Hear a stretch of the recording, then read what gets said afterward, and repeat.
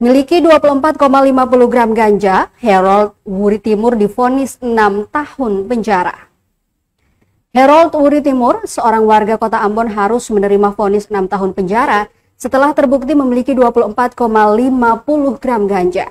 Vonis tersebut dibacakan oleh Hakim Ketua Wilson Shriver, didampingi Hakim anggota Dedi Sahusilawane dan Ismail Wael di Pengadilan Negeri Ambon, Kamis 30 Januari 2025. Dalam amar putusannya, majelis hakim menyatakan bahwa terdakwa terbukti secara sah dan meyakinkan bersalah melakukan tindak pidana tanpa hak atau melawan hukum, memiliki, menyimpan, dan menguasai narkotika golongan 1.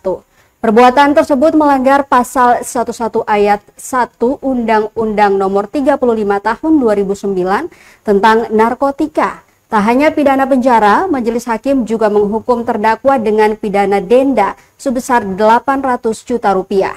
Jika denda tersebut tidak dibayar, maka akan diganti dengan hukuman pidana penjara selama 2 bulan.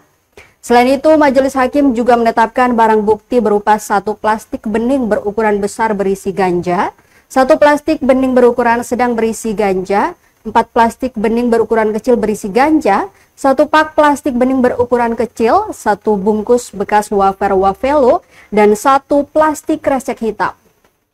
Semua barang bukti tersebut dirampas untuk dimusnahkan. Usai pembacaan putusan, terdakwa yang didampingi penasihat hukumnya serta jaksa penuntut umum menyatakan pikir-pikir. Diketahui Harold Wuri Timur ditangkap pada Sabtu 3 Agustus 2024 sekitar pukul 19.30 waktu Indonesia Timur di rumahnya yang beralamat di Jalan Dr. Kayodeo RT 001 RW 002 Kelurahan Benteng, Kecamatan Nusaniwe, Kota Ambon.